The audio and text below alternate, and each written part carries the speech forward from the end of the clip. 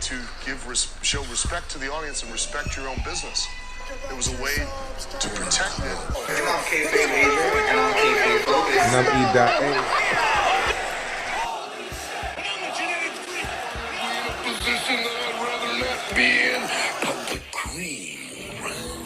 It's Kayfabe Avenue.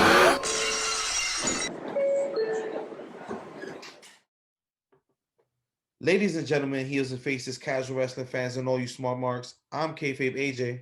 And I'm E.A. And this is Kayfabe Avenue. And tonight we bring you the AEW wrap up. So every week we start off with the AEW rankings, run down the match results for Dark, and then we get right into AEW Dynamite. So let's not waste any time. Let's start off with the AEW ranks. Share this. All right, boom. Got it. All right. So as always, I'm gonna point it out week in and week out that it doesn't make sense that Kenny Omega and Darby Allin Is it the same bracket rank system. But nonetheless, Kenny Omega 3-0, Darby Allin 4-0, respectively, and we have Hangman Adam Page at 5-0, still number one from last week. He's actually been doing good, so I'm not surprised. Yeah, he's been holding down. We got John Moxley 5-1. This shocked the fuck out of me. Where the hell Max Caster came from with a 7-1? Like I know he's been getting wins, but like he wasn't even on the rankings last week. All the past 2 weeks. Like that shit was a crazy jump up for Max Caster. So we got Jungle Boy still for some reason on this ranking from last week 4-0, and Cody Rhodes 4-1. Okay. I'm not tripping too much at that. I guess the only one that's the odd one is Max Caster. I do like him though, like his character, the bars and all that. I like his shit talk. Jungle Boy needs to do something, man. He needs to go for Darby or something. Because I already see Paige is going for Mega and Moxley's going for Omega. Title run before the Jungle Express ever thinks about going solo, I feel. You did. I ain't tripping over that because them two have been winning too, Luchasaurus and Jungle Boy. You know what I mean? So, but I don't know. So maybe Max Caster's gonna challenge Darby. Like, what are we doing here? I mean, I think that's the best route to go. He's definitely too young, at this point to come at Kenny Omega. Like, I'm just not seeing it. Yeah, he ain't about that life. Yo, can you make it a little bigger? I want to see its overall. I can't really see it. Oh, it says 18 or 16-7. What is that? 18-7. Who are you looking at? Nah, Caster. I was looking at Caster. I wanted to see its overall. So Caster's at 18-7. Look at Mox, 34-6-1. Hangman 36-13. That was during his depressing slump, that 13. Yeah. Joe got 40? 40. Overall record in AEW. That's throughout his whole career over here. Yeah. Yo, Jungle Boy's been doing his thing, man. Gotta give him props, man. 11-2 for Cody Rhodes. So yeah. He got more than Omega. Oh no, he got Omega got 42 over. 42, nah, man. Yo, he's right behind him, son. Yeah. He might be ready. You know what I mean? He low key. We might be trying to play games, but Jungle Boy might be ready, son. Nah, I don't know about all that. He's not in the story, so he ain't nowhere close to that story yet. But Jungle Boy been on fire, so he should go for Darby. If he's on the ranking to begin with, because he's a tag team dude. Like, why even bother with this single shit? Darby's having weekly TNT championship defenses now. Yeah. And Jungle Boy hasn't stepped to the plate yet. So what's the point? Ain't they still feuding with FTR right now? Or that's over with? Who? Jungle Boy and Luchasaurus. Oh, that's over with because they got problems. They got business now with the in a circle now. So they kind of put that on pause. Yeah, but they didn't put it on pause. Honestly, they did have the 3-on-3 match Tully Blanchard joined in, so I guess that was kind of the end of that. Yeah. So I think I agree. He should go. Him and Luchasaurus should go for the tags first, but yo, he should step up. Go see Darby. You know what I mean? Yeah, He looked like he ready. He got a high record too. He's higher than Moxley, my nigga. In overall, you kidding me? yeah. That's crazy. Moxley's record is pretty high too. Yeah. All right, So salute the Jungle Boy. we got Hikaru Shida, 2-0, 34-8. It's pretty good for him. Yeah, that's good. I ain't tripping. Then we have Ty Conti. I'm so proud of her. She came a long way from NXT, bro. She's been kicking ass. In 5. So far, just in the past couple of months, she's probably got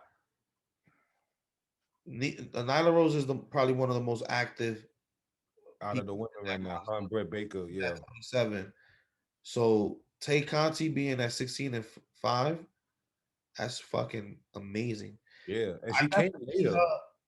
Like, I see her definitely being the next champ. If they don't give it to Britt Baker, it's got to be Tay Conti. Well, yeah, I got some balls for that later too about her promo.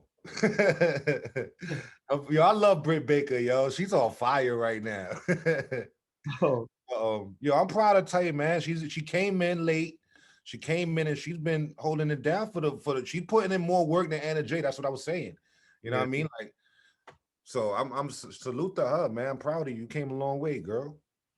But this list look accurate. You know what I mean? Red Velvet. The women's division is the easiest one because they don't get as much burn as the men, so it's easier to keep on track. And they've been at the most accurate week in and week out since we started doing the ranks at the beginning.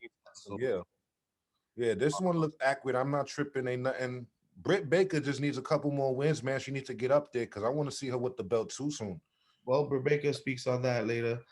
But we got Red Velvet 5-0, and she's been kind of sitting at that for a few weeks. She's still having that feud with Jade, which we'll get to later on as well. Ryu Mizunami kind of off the radar the past couple of weeks. We'll see on the dark results. Maybe she had some action there, but a little bit of the heat been died down for Ryu. Yeah, right after she had the match with Sheeta, it was what it was, you know what I mean? But she's still in the race though. Dr. Britt Baker. So she has to get at least 4 to 5. She needs at least 5 to 6 victories. Yeah. To pass Tay Conti right now. At least catch up for 5 to catch up, 6 to pass after this week. Yeah. And Nyla Rose, she got the highest record right now overall. You know what I mean? Yeah, because Nyla's had the most burn, had the most matches, and was already a champion as well. 5-2 for Nyla Rose. So pretty accurate. Can't complain about the women's ranking. Yeah, I'm not tripping on the women's. Then we go to the tag team division, the Young Bucks with 2-0 still. They have not had a solid straight up tag team match. Yeah. Wow. So they've been 2-0 for about 3 to 4 weeks now. Overall, 33-14, 33-13 for Nick. That was during the time Nick was injured. Yeah. It would have the same record. So we got FTR sitting at 2-0 at the bottom. I still don't understand how they're still on this rank. I really don't get it. How the hell are you still on this rank? There's so many other tag teams that's had more wins. Yeah, recently, yeah. It's crazy. Bear Country just made it to the rank 6-1, and they haven't been in the rank in weeks. Yeah. So, it still doesn't make sense. 4-0 for Bush and the Blade seems legit. Jungle Boy and Luchasaurus 5-0. Yeah. And of course, SCU 8-0 asterisk because when they're gonna challenge, yo, they've been number one contenders for them belts for like a good month now. Like, what are y'all gonna do? Y'all gonna step up? They're not even supposed to be a tag team. They lost that tag team Battle Royal. He's still holding on to that shit. I will. Because they said the moment they lose as a tag team, they're no longer a tag team. Well, you Yeah. guys lost. And that was before this 8-0 streak. That was before this. They need to go do a promo like, yo, Bucks, what's up?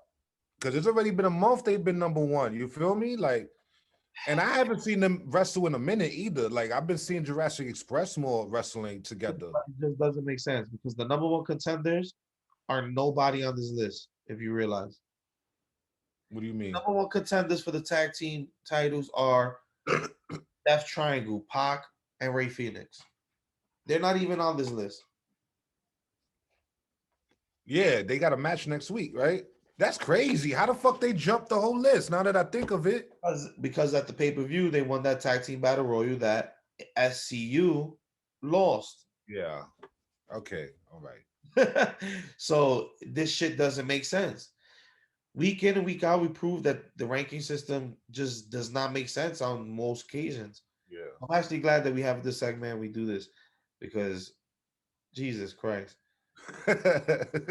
real. Like, Yeah. The only ones that only been really consistent, the only ones that have been consistent been the women's. You feel me? The women's division. Everything else is like on to track.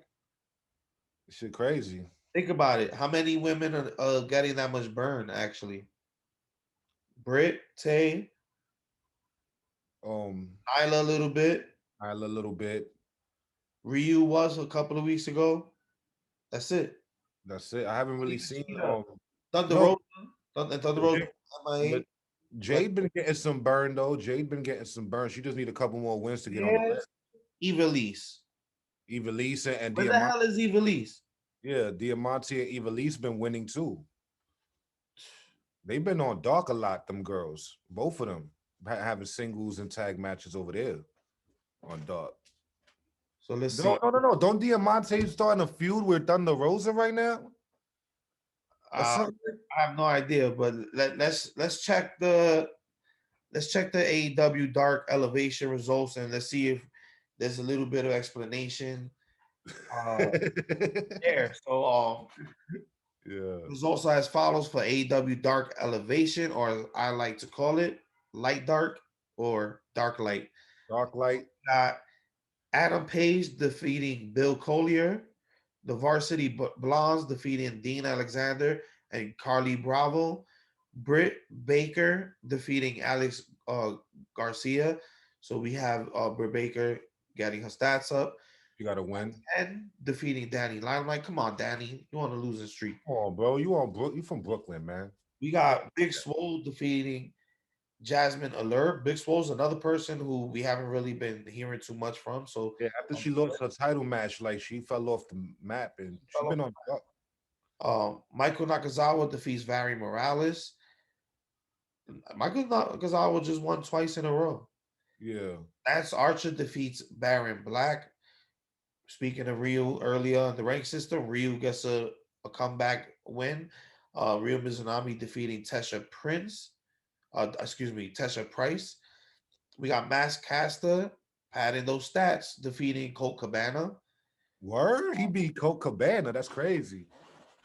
We got the Butcher, the Blade, and Private Party, known as House Hardy right now. Yeah. Adam Priest defeating Adam Priest, Ryzen, D3, and Fuego. Poor Fuego. Fuego can't get no wins ever. We got Matt Hardy defeating 5 from the Dark Order. So Matt's still, on his rampage with the Dark Order, his feud with them. Then we got the Face of the Revolution, Scorpio Sky, and Ethan Page defeating Matt and Mike Seidel like they promised. So not bad for episode ever. That sounded like it was probably a fire match.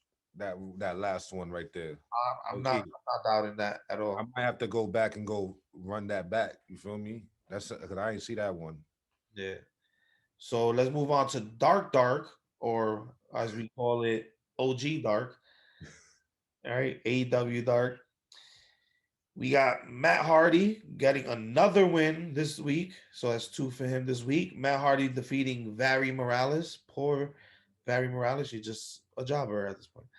Sunny Kiss and Joey Janela. Wow, they're back. They back. Aaron Fry and Casey Navarro. We got JD Drake defeating Baron Black. Yo, We he impressed me today. I'm gonna talk about that later too. I ain't gonna front. We got Sea Stars, I don't know who that is, defeating Jasmine Allure and Verta Vixen. Matt Sydal defeating Mike Magnum. The Jurassic Express defeating Dean Alexander and Rex Lawless. We got Bear Country and their stats 2 defeating the Hybrid 2.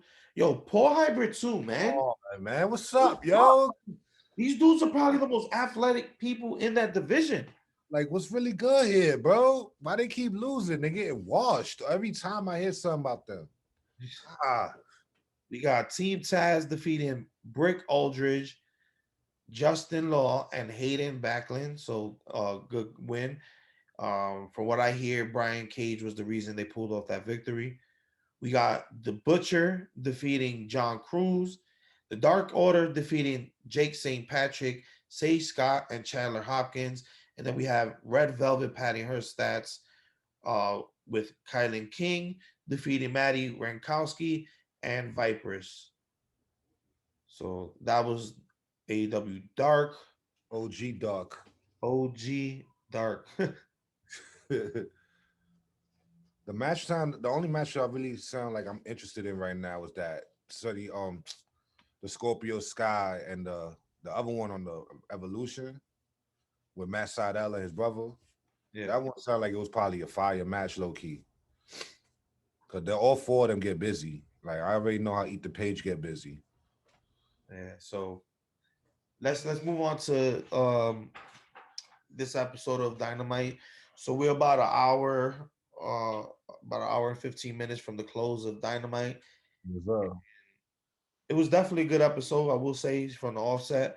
And it started off with a really good match between Adam Hangman Page and Max Caster. So the first thing I want to say is Max Caster's freestyle in the beginning. It was funny as shit. You got bars, man. You got bars, low key. Low key. Bars. It's funny. His partner had to step in and stop him. Like, hey, we can't say that. He was trying to tell John Cena, John Cena. Wow, he was trying to get Hangman Adam Page to pretty much telling him to blow me. Yeah. John Cena is avoiding. Grab the mic and say you can't say that on TV. Yeah. Yeah. So his partner tells him you can't say that on TNT or whatever the case may be. So it was pretty funny. I guess Max Caster's gimmick, John Cena's trying to claim it back in my mind. You're already over with that, John. Bars though. But as far as Max Caster goes, young dude. I definitely like a lot of the stuff he does. Very charismatic, very athletic in the ring. But you know, Hangman was taking this. I kind of knew from the beginning that it was gonna go to Hangman Page. Did you doubt that at any point? No. I really saw this coming. Hangman's been cooking this past couple of weeks, getting his wins up. He might be ready. I don't know if you're gonna get thrown in the mix of that story that's going on with Kenny and all that madness and shit, but Hangman been doing his thing, bro. When technically he's one of the contenders for number one contender to the title. He is the number one contender. He's number 2, right? Who's the number? I think he's 2 or number 1. We just saw it and I fucking forgot already. But you want me to go back? No. We good. But I know he's up there. He's ready to challenge for something. You know what I mean? I don't see him going for Darby. I thought the finish was fire. Hangman right now beating Caster, technically it will boost him up to number one contender because Caster is technically number one contender. Yeah. With 7-1. Yeah, because he just took the loss. But them stats came out before tonight, right? So these rankings recap everything from last week until the beginning of Dynamite. So Hangman is 6-0 right now, and Caster 7-2. Okay. Right.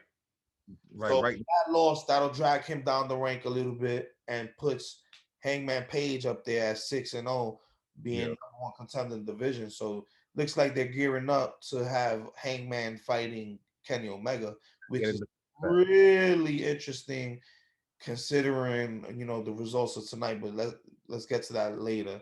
Yeah. As far I as thought, as far as this match, I just want to say that the finish was fire because I saw he did the somersault outside.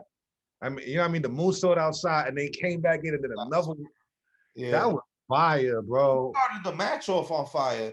Yeah, like Partners in there, the hype man trying to, hype up the Acclaim, ends up with a boot to his face, yeah, like knocking him out the ring. It was a fast paced match. Definitely a good showcase for both of them. I don't think Max Caster looked bad in defeat. he did great. Actually, he got a bright future. That kid, you know what I mean? I'm glad they picked him up out where he came from. People talk about MJF and so much, but they kind of don't really spotlight these other guys like Caster that he's probably the future. Yeah, His charisma alone, you telling me someone like him who's freestyling off the top, yeah, like he could. inspiring? People gonna love that shit when you know what I mean. When the fans come back, he gonna get pops. I don't even care if he's a heel right now. He might get pops, bro. Oh yeah, But he's gonna be all right. He got a bright future. That guy, you know what I mean? He's gonna be all right. So overall, I give the match a 7.5. It was definitely fast paced. The finish was fire. Like that shit blew me away. So he does a backflip off the apron onto Caster's partner, and then And then Anthony come back in for the buckshot. then goes back in, flips into the buckshot lariat for the win. Yeah, that was pretty dope. How the fuck you don't get no headache after that or dizzy like? Guys, Just did two flips, bro. So Yeah, it's a 7.5. Salute both of them. I give it about a 7.5. I agree with that. It was a good opener. I like the match. So next up, we got the Death Triangle. They coming out, and it's finally Pac and Penta and Ray Phoenix. And I'm here like, where's Laredo Kid, bro? Word. Like, I don't even want to see Pac. The real Death Triangle is Laredo Kid and the Lucha Brothers. Yeah. Over the past 2 weeks, seeing them triple, do the trios matches together. Yeah. I'm sold on them as the Death Triangle more than Pac. Yeah. Let Pac move on, do his own thing. Bring Laredo Kid back for me. I need that. I need that team. Yeah. The whole package, the look, everything. It just made more sense. Yeah, absolutely. They come out, they try to hype up the fact that they're number one contenders, and reminding people that no matter what the ranks are, storyline overpowers the rank system. They're the number one contenders. Yeah, as much as come on, I knew this from the beginning when AEW started. Oh, we're gonna do a rank system. It's gonna be sports based. You can't do that in sports entertainment. And as much as you try to like New Japan yourself, you're still Americanizing it. You're still getting that, trying to have that balance between WWE and New Japan. Yeah. Sports entertainment is gonna overpower the sports stats. Yeah. The entertainment side is going to overpower the sports stats because at the end of the day, it's the story that drives the audience, and it's the story that gets us invested into even wanting to see the outcome on paper. And the characters. So the story is going to overpower the rank system every time, and it's more that we go over it every week. We show you guys these ranks, and the proof is in the pudding. I can't say that any clearer. Like, No, it's a fact. You know what I mean? But then they end up getting confronted by the best friends of all people. And the whole time I'm like, Orange Cassidy. Yeah. On the mic? And on the mic. Word. Like he never says nothing. Then they recap about a year and a half ago when they beat up the best friends at Orange Cassidy. Okay. So you're mad a year and a half later? I mean, that does make sense because remember, Pac was having traveling problems because that was before the pandemic hit. Remember, they was still had a crowd and all that shit. So, shouldn't that have been one of the first storylines you get back to instead of this mirror? That I agree with. They should have jumped right on it once Pac was able to come back overseas. So I agree with that. Pac and Ray tagging instead of Penta and Ray, and going against the Bucks, and they have yet to even confront each other. Yeah. the number one contenders, storyline number one contenders that go over the rank system have not even met the Young Bucks in the ring yet, and they're number one contenders. Everything else is overpowering the shit that's supposed to matter. I thought this promo was cringe. Like, I text you that shit. I'm like, yo, this shit, I'm not sold yet. You know what I mean? Like, Amanda's a part of the group now, so she's a best friend. I'm just glad that they moved on from the Miro and fucking, you know what I mean? That so, I didn't find it too cringe. The actual promo, I was just like, why? And then like, is the timing even worth it right now? I mean, give him something to do. They have better fish to fry. I mean, it doesn't make sense as far as Trent and Chuck. Yeah, Take the number one contenders away from them and trying to earn back, because I did like that part of the promo. They were like, we're the most winning tag team in AEW. yeah. We need to get that, like, we come in for that spot. So, I like that aspect. And honestly, I hope this is a way to kind of run over the Pac and Ray being a tag team thing, kind of get past that. Maybe the best friends take their spot and get Pac away from them. Bring Laredo Kid back. I really enjoyed that trio. I just don't want to see another Cassidy Pac match. We already saw it. It was a dope match when we saw it the last pay-per-view. I mean, they wrestled each other on the 1-on-1. But I don't want to see it again. I'd rather see a 3-on-3 or something between them if they're gonna have sort of rivalry or something. You know what I mean? Yeah. But So I don't know. It was cringe to me. It was a hit and a miss at the same time. I don't know what to call it. I just like what it did. It moved the storyline past that Miro shit. Yeah. And Long-term booking, I guess. But the storyline was garbage. But past that shit, and hopefully this gives Pac and them a reason to not even have their tag team title match, because storyline wise, okay, it makes sense. But rank system, people actually earning them week in and week out. You don't deserve the titles. Absolutely not. You should definitely have to defend your number one contendership at this point. Yeah.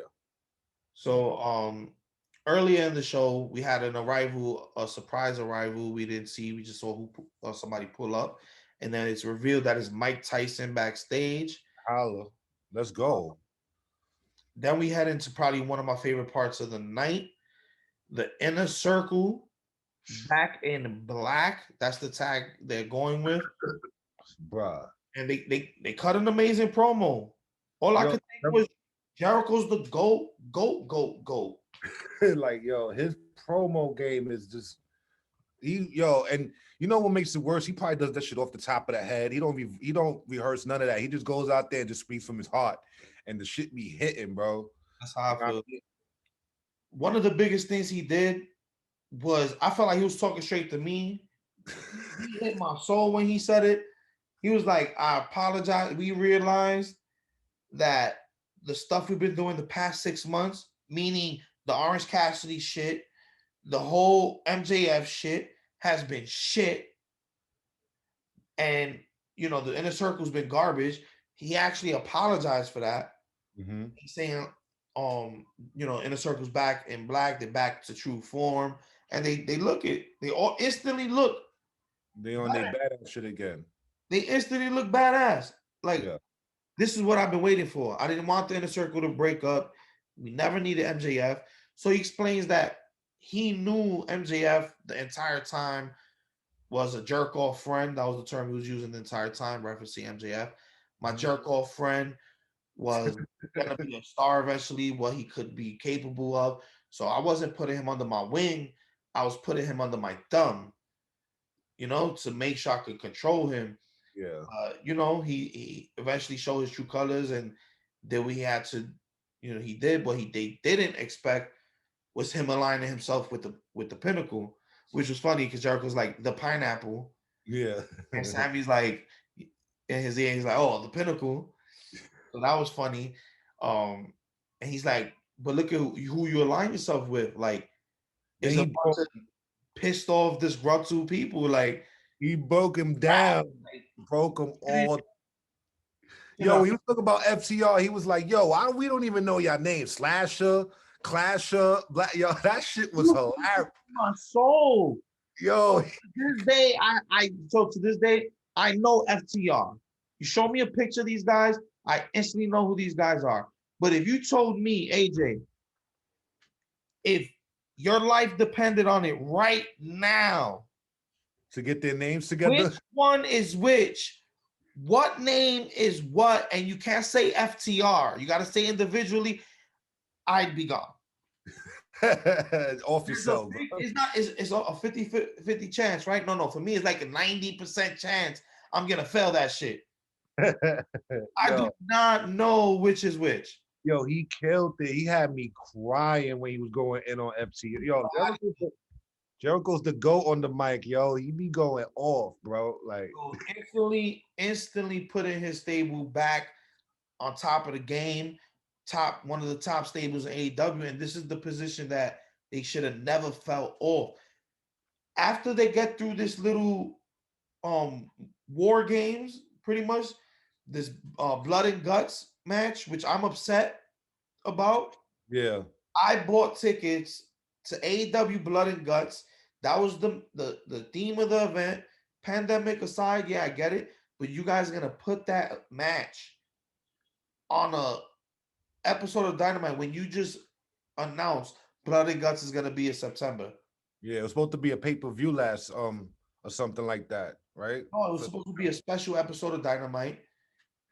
It was supposed to actually be. It was the week after the Matt Hardy debuted Broken, and the Exalted One, Brody Lee debuted. We were supposed to have Blood and Guts. Matt Hardy was going to be a part of the match with the Elite.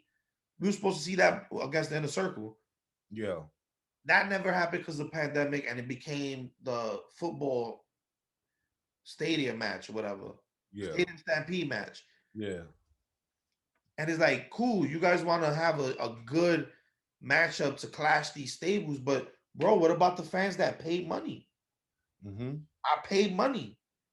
I got 3 tickets sitting for that shit. Probably gonna don't sell them. I mean, don't give them back or actually Sell them. I'm still gonna go to AEW. Yeah, go. The day is like, so what are we gonna get? That comes. If you're taking the whole reason, the whole theme, the whole reason we even bought those tickets, the certain fans, outside of the opportunity to actually see AEW, but you took the biggest reason to have those tickets and you're gonna put it on this episode when you've been given everything to Daily Place. Yeah. That sucks. So I'm wondering, they got to do something huge. It has to be huge. Honestly, at this point, you're taking the first ever War Games match. That's a War Games, right? It's 2 rings with the cage. It's a War Games match, but they calling it Blood and Guts because WWE has the rights. Yeah, they trademarked it. But if you're taking that event off of Blood and Guts, then I expect like a crazy event. That event that we got needs to be moved to a pay-per-view event or something. Yeah, something. Or something big is in New York, first time in Jersey. Like, come on. I instantly was like, that's fucking dope. But I'm tight. I'm pissed. Yeah, you tight right now. That was what I was supposed to see. And I've been waiting the entire pandemic. Just to see that. Literally. Yeah. So anyways, I got vaccinated. I'm about to come down and check guys. I'm through, man. I'm 20 minutes from the arena, bro. I live. Stop playing. We're gonna chop it up, but let's pull up one of these days. Continue along. So they announced the Blood and Guts match. It's gonna happen May 5th. And unfortunately, I can't fly down there because I'm doing other things. But yeah, you going out of town. Yeah, that's coming up soon, May 5th.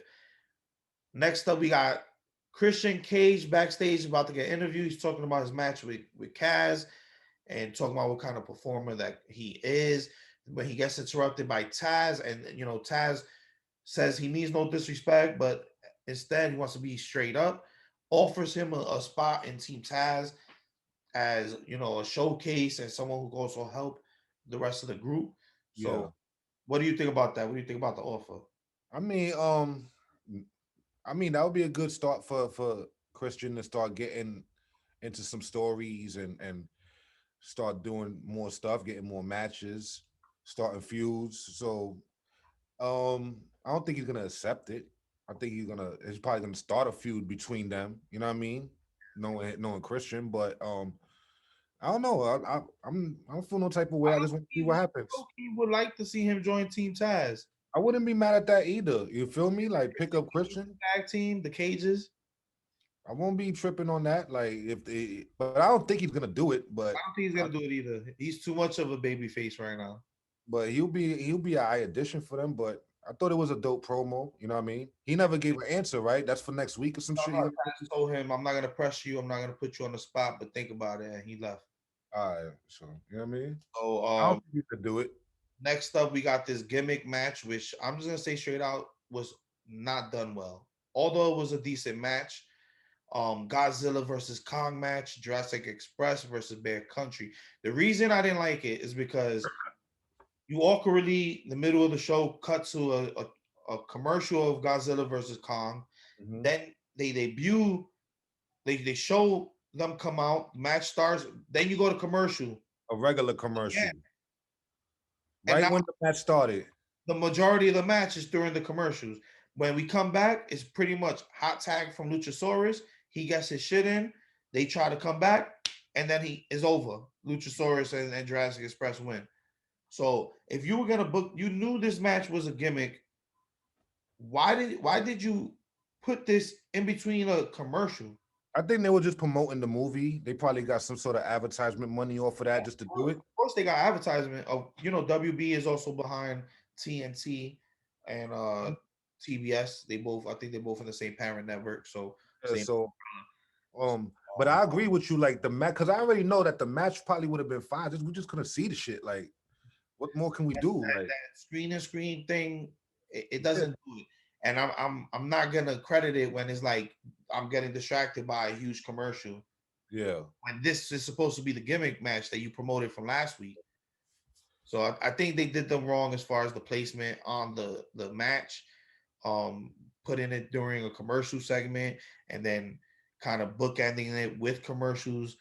So, I think they could have did better on that regard. But overall, the match was decent of what I did. Decent what I did see, yeah. Yo, Bear Country's impressive, bro. Yeah, Bear Country's impressive, bro. Like they did that cannonball. I'm a New York boys. Yeah, they get busy. So salute to them. You know what I mean? I give it a 7. It was dope. I can't really rank it too high because we couldn't see shit, you know what I mean? Like that. But It was in the majority. But it was a 7 to me too. I agree. Next up, we got QT Marshall with his new stable. This is what I missed. I missed it. Cody Rhodes, and this is another segment where they were speaking to my soul. I feel like they listening to us for real. I feel like one of them guys are enjoying, the fan perspective of Kayfabe Avenue, and they're hearing what we're saying, because either that or we're breathing stuff into existence. Yeah. Because the first thing QT does is legitimize himself and the people around him. The first thing he says is Aaron Solo is not going to be just someone's boyfriend. And what have we been saying for weeks? Oh, Bailey's boyfriend. I mean, Bailey's ex. I mean, call him Bailey. Like, yeah. Don't call them Bailey and shit. Running joke for the rookie or whatever the case may be. But you already legitimize them. Listen, going forward, he's Aaron Solo. Yep. This is what I needed. Yep. This is exactly what I needed from the Nightmare Family guys, because we've been saying it for this entire time that Nightmare Family's been a thing. Cody doesn't support his stable the way he should. He doesn't back Lee Johnson. He doesn't show off for these guys. None of that shit. QT Marshall has. You feel me? And he's been training them in the Nightmare training facility, whatever the case. So already legitimized the people around him. So I really like that. All jokes aside, Aaron Solo, kudos for that. Last time I called him Bailey's boyfriend or Bailey's ex. Yeah, I put some respect on his name now. Some respect on Aaron Solo, and that's what they made sure out their way to do. And hats off. I feel like AEW really pays attention to what the fans are saying online and Yeah. to the trends or whatever. So hats off to that because he would have been a running joke for a couple of more weeks for sure. I need to go back and watch this. This is when I was having technical difficulties. I missed this whole Yeah. promo. Um, But I agree, like yeah, that's just what he put it over needed. the table. They needed that shot in the arm. Like I told you, QT finally getting his personality now. He got a new stable. Let's see where it goes from here. You Yeah. feel me? So next up we got Stang coming out and it's all entrance and we think it's gonna be more Yo, than usual. yo, I don't care, bro. I gotta say it, man. I think he got the best entrance music in the game right now, bro. That beat is so fire to me. How about LeChamp Young is still on the roster? Ah, that beat is so fire to me, bro. I'm sorry, son. Like, Cody Rhodes fucked up his theme song with the Snoop Dogg remix. yeah, because his That's shit was like, one of the firest ones to me in AEW. but Sting right now, his shit is just crazy. It's so epic, my nigga. Like, Yeah. but But continue. that's his whole entrance or whatever the case. He's about to get interviewed, and for like the third week in a row, he gets interrupted before he could get off a word. We got Jake the Snake, and he straight up tells Sting, insanity is doing the same thing, expecting a different outcome. You're gonna come out here, you're gonna try to speak. I'm gonna interrupt you. The Murder Hawk is gonna steal your time, and that's just how it's gonna be. Yo, Jake the Snake. Where's Darby Allen? He looks like I forgot what he called him. I forgot what he said. So, yo, Jake the Ferret Snake. or some shit like that. Yo, Jake the Snake promo game is yo, he's hilarious, bro. He look like a little ferret or some shit like that. He still got it. Yo, Jake the Snake. then the Murder Hawk comes out, speaks to the mic, and he speaks the truth. And once again, he's speaking to my soul, bro. Yo, Once again, facts. we've been saying it how long? Like, yo, it's time, man. Gets to the top, then they fade him away. Yeah. Gets to the top, then they fade him away. And Time, he yo. said it. I'm tired of getting to the top, fighting Moxley, beating these dudes up, and then I'm not in the title picture no more. The fuck is going on here? So the difference this week, Sting takes the mic and surprisingly agreed with everything that Murder Hawk said and puts it back on Jake the Snake like, yeah, why don't you teach him? Why don't you put him in that spot? Teach him how to get there. I agree with everything you're saying. And Jake is like, oh, man. He's like, why are you there with that stupid look on your face? Go and teach him how it's done. So Murder Hawk gets inspired, and I guess we'll see more from that. Yo, Lance Archer, man. I like every aspect of that. Yo, I like that whole promo. Yo, Jake the Snake, he still got it in the promo department, bro. Not only that, it gave me a little bit more respect for Sting and his position in AEW because you're not just here trying to make storyline for just yourself and whatever you're doing. You're literally putting Darby over, getting your shit in, and then putting over another character that's completely separate from what you're doing now. So I respect it. Yeah. That's what legends coming back. That's what they're supposed to do. Exactly. That's exactly what they're supposed to do. And if Sting's gonna have matches, as long as it's cinematic, like they did it last time, which was one of the best cinematic matches. Yeah. I'm fine with it. I guess I'm fine with it as long as you're not going over 5 people.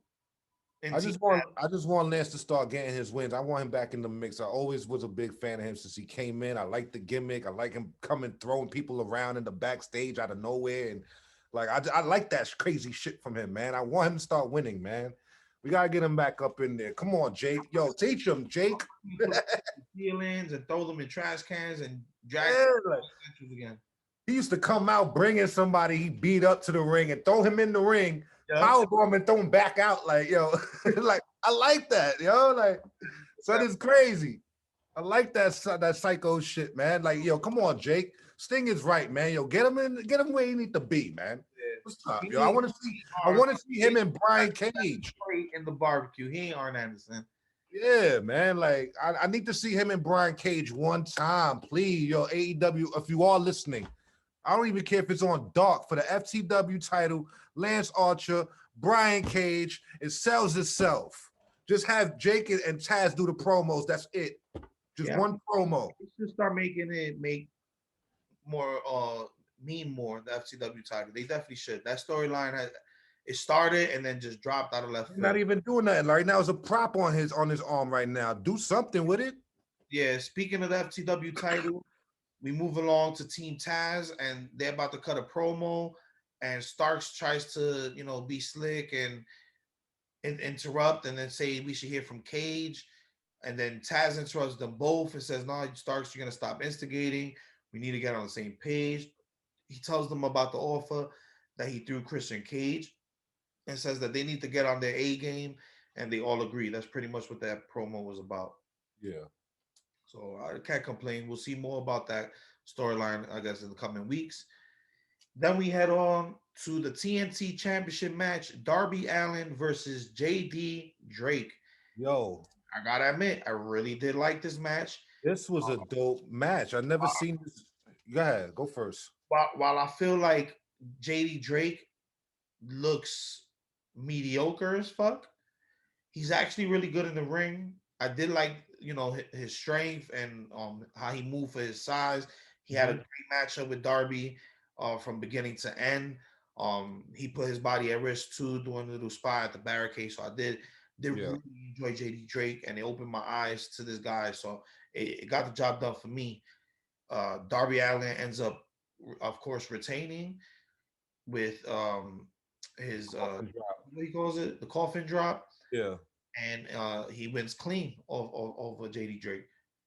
My only thing about this was I kept asking you was, why the hell is Dolph Ziggler's brother and Benoni out there Running around, yeah, like trying to help at all? I don't know. It was kind of weird. I thought the same thing, but especially they don't even have any involvement in the TNT Championship. You're not ranked for it. You haven't had any involvement previous, and according to Light Dark Elevation and Dark OG Dark, you didn't even have matches to even be involved in this.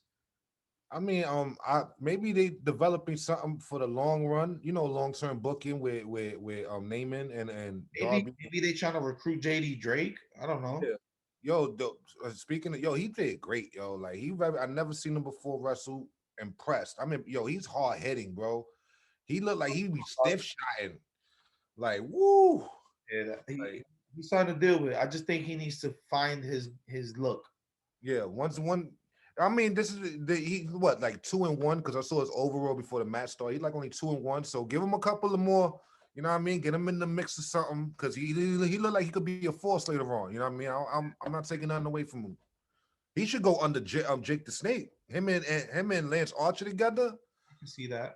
That you know what I mean? Because they both like hard hitting, stiff shot wrestlers, so it would kind of make sense. But yeah, dope match. I give it this is probably like one of the high matches, like an 8. They went like a good 15 minutes. Darby was taking all of that shit. Like something's wrong with him, man. Like he don't have no feel, or he don't get pain on his chest the whole match. Yo, he must not have no pain. Like I don't know what's wrong with him, man. Tax in a bag and power bomb. Like, yo, he's crazy, son. Like he's bad. I don't care. He's still bad. I like Darby Allin. I like Darby because he just don't give a fuck. He'll take all of them hits and he will still get up and fight. Like that shit that sometimes I'd be like, please don't do it. I don't even want to see you do it. He's crazy. Oh, don't do it. Yeah, but I give it an 8. Dope match. This was like one of the good. It was a good match. Yeah, it was a good match. Yeah, like I said, I was confused about Dolph Ziggler Jr. and Dolph Ziggler Jr. Because even after the match, it's Big Money Matt finally attacking Darby Allin because they announced that they had coming up. Yeah, out of nowhere, because again, Matt's not ranked on the ranking system. So again, he's jumping up to get a title match. Storyline destroying your rank system again. Matt Hardy's next up with Darby Allin, so he tags him after the match.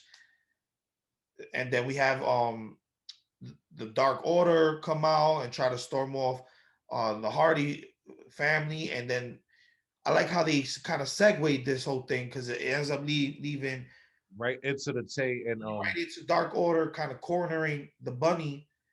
and then it leads to the Bunny and Tay Conti started to fight each other and square up on the stage, leading to their match. Yeah, that was a good transition. I did like that too. That was dope. So that was a kind of a dope transition in between the matches. Yeah, so we get Tay Conti versus the Bunny. It was a Another, good match. It was this a was really good another match. dope match too. Back to back, hell, the winners. Thing. She like NXT, they dropped the ball and letting her go. Yeah, like because we never seen this type of before when she was wrestling at NXT down there. Like we ain't see her really get busy like she has been since she came over, man. Doesn't talk too much on the mic, but she so far got the whole package.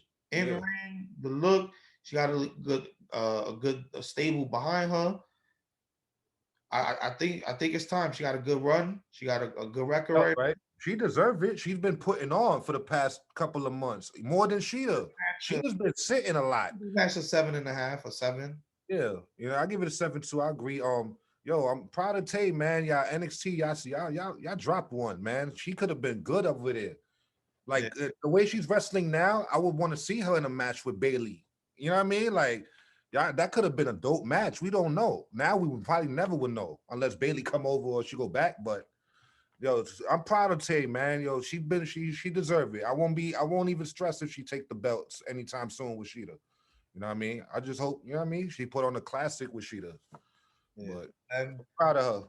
Proud of her. get the little video package hyping up the main event, the trios match. Then we get Chris Jericho about to do another interview backstage with Alex when he gets attacked by the Pineapple. I mean the Pinnacle. Pinnacle. And then they show backstage that they took out the Inner Circle backstage. They end up attacking Chris Jericho, trying to make a Zapple out of him when Mike Tyson comes out and makes the save, which is surprising because he has a little rivalry with Chris Jericho. So yeah, fake I guess they're trying to get over the badass aspect of Inner Circle. So Mike Tyson comes out, clears the ring for them. Inner Circle comes out. They all standing together, looking pretty badass. So I guess we got Mike Tyson coming back into the fold. I don't join them. I don't know. It is what it is. Yo, he still look Diesel, man. Like, yo, I still don't want fight. Yo, yeah, I saw the Roy Jones fight with him. I saw the fight. He looked like he could still go, bro. Yeah, he looked like he could probably still knock somebody out. Now he's 50-something years old and he's still scary. 5 times he could fucking knock a nigga out. Like he'll knock somebody out. He's 50, yo. Like, you know what I mean? So salute Tyson. That's Brooklyn, Brownsville, baby. That's Brooklyn. So then we have Tony Schiavone interviewing Dr. Britt Baker and Rebel. And yo, I'll let you take this one. Yo, first off, she said what we just was saying. She was like, the ranking system don't mean nothing. I need my. She said straight up, it's bullshit. She said, I was like, yeah, yo, I'm ready, man. You speaking to our soul and half the all these promos tonight been fire. Like now that I think of it, like everybody been saying bars all night. Yo, just get a couple of wins, girl. Get a couple of wins because you've been losing. One thing I gotta say about Britt Baker is that she has actually been in a lot of the high story matches. You feel me? Like she's a staple in Dynamite. Like she still got that crazy backstage thing that she does with her show. And like she's more active and all over the place than most of the other women. You feel me? She's getting the bigger looks with her and Rosa. They put on a fire match. She had that big that doctor dentist match with Swole. Like she's been getting the big matches. You feel me? Yeah. So she just need a couple more wins and she can get in the mix. Right. We've been saying it all night. We've been saying it for months. I've personally been saying it and arguing, she said it herself. This team at points I've argued. This fucking rank system doesn't make any sense. Storylines overpower rank. But to play devil's advocate, the women's ranking system is the one that actually makes the most sense out of the three. Britt Baker's pretty much like, hello, treat us like the rest of these dudes out here and make it not make sense so I could get a title shot. And she said a fact. She was like, yo, I'm in all the stories. I'm my star power. I'm the one everybody's coming to see. She said facts. That was all facts. Yeah, Like, yo, think about it. Like, all right, because Tay is the number one contender, right? But she doesn't have the personality that Britt Baker does. So if you put them two in a promo match or something, Britt Baker's going to destroy it because she got more personality with her heel role that she's playing right now. yeah. You feel me? Like, more people is going to relate to her craziness. So it's like, yo, she just need a couple more wins to get in the mix because I want to see her with the belt too, man. She deserved it. She's been since she changed to heel, she's been kicking ass, man. Even though she takes the losses, she's still in the high spot in the high matches. She's getting the best viral views. You know what I'm saying? It's time for her to start winning and get the belt finally. You feel me? Then she could really talk some shit. I completely agree. So you know what I mean? I like the promo, another one. You know what I mean? Yo, all night promos was fire. All night. That one was one of the ones that in particular spoke to my soul. Like, We had another promo with Red Velvet responding to Jade Cargill and pretty much hyping up their match for next week. yeah, they got a match next week. Then we got the main event of the evening. Kenny Omega and the Good Brothers, aka the Bullet Club, or whatever they want to be called, versus John Moxley and the Young Bucks. So the matchup was actually really fucking good. Yeah, it was a GOAT match. They try to play up kind of like the New Japan story when the Bucks were fighting against Kenny and the Golden Elite, and Matt was kind of torn between fighting Kenny and trying to prove himself against Kenny. This reminded me of that, where they could have finished Kenny off with the BTE trigger, and Matt couldn't get it done. Yeah, He stopped it. So Moxley tags himself in, hits him with two crazy pineapple paradigm shifts. Yo, them shits was like a flip over. He hit him. What I liked about Moxley too was when he hit him with the first one, he went to go press Nick like what? Yeah, And then he went back. He was like, "That's how it's done." And then he went back, picked him up, and did it again. I was like, yeah. It doesn't matter. That's how it's done. So, like, yo, son. The Bucks finally did what I felt they should have did last week, and they stretched it to this week. I guess to make it more suspenseful, to get a match out of it and stretch the story a little bit. I understand that. I'm not gonna complain about that. I'm just happy that it finally happened. The Young Bucks in that moment, Moxley after the two paradigm shifts puts him in a sleeper hole on the ground. They end up super kicking Moxley, both of them, stereo super kicks. Then we get the Good Brothers back in. They hit a magic killer. Then we get them dragging pretty much Kenny over Mox for the 1, 2, 3. And then after all that, the Good Brothers, for good measure, tell the Bucks to attack them again. Yeah. So then they end up hitting super kicks on them again. And pretty much the Bullet Club is back. We got the Good Brothers, the Young Bucks, and Kenny Omega with Don Callis on their side. I like it. About time. It did, and that's what I said. Finally, it didn't make sense that the Young Bucks were on the fence at all. Yeah. You were the ones, storyline-wise, that told Kenny to turn heel.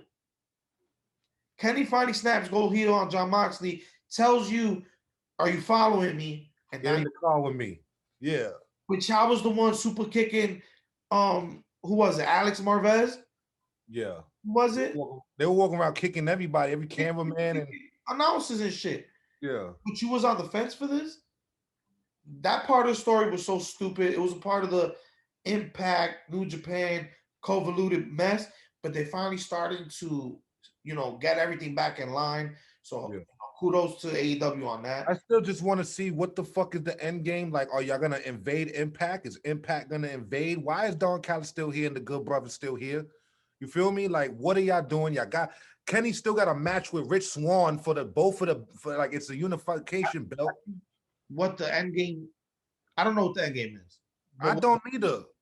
What it should be is now that the Bucks are back with Good Brothers and back with Kenny, that's technically one of the OG Bullet Clubs.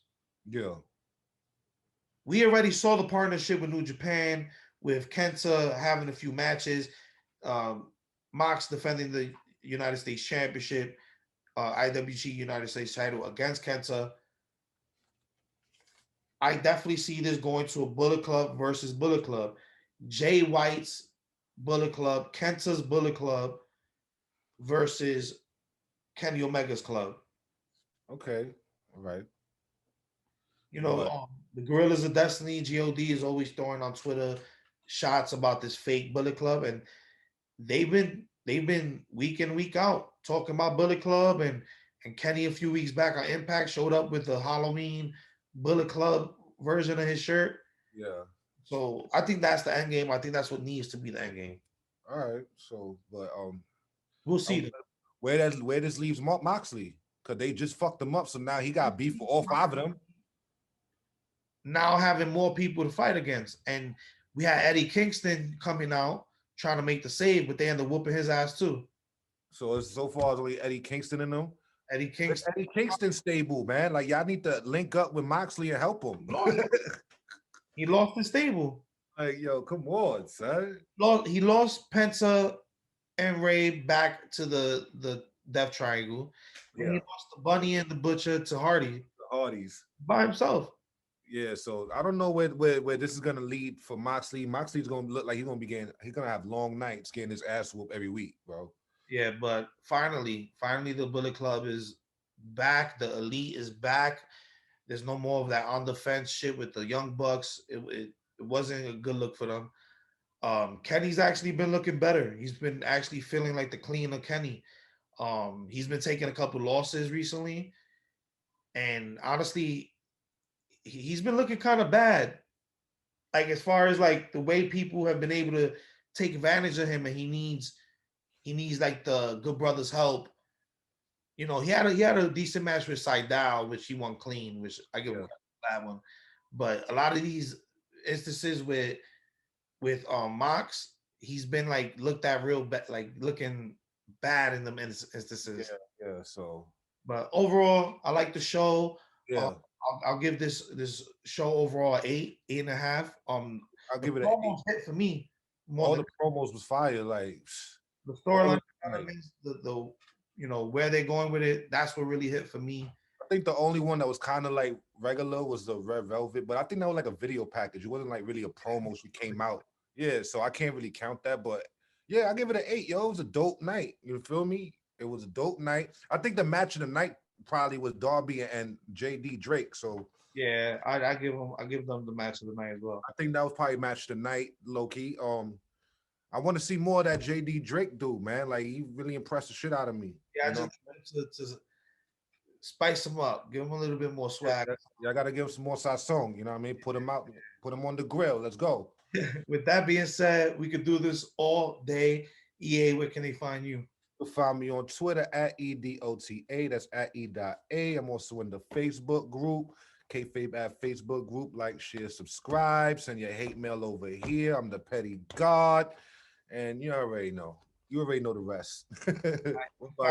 Find us collectively at Kayfabe Avenue on Instagram, on Twitter, on the Facebook. Like EA said, join the conversation.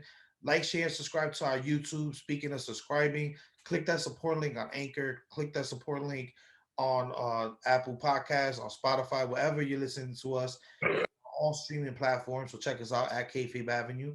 Help us keep the lights on. Help us keep this Kayfabe Avenue train moving. I've been Kayfabe AJ. This has been E.A. This has been Kayfabe Avenue and the AEW Wrap Up. Kenny, take us home. Bye and good.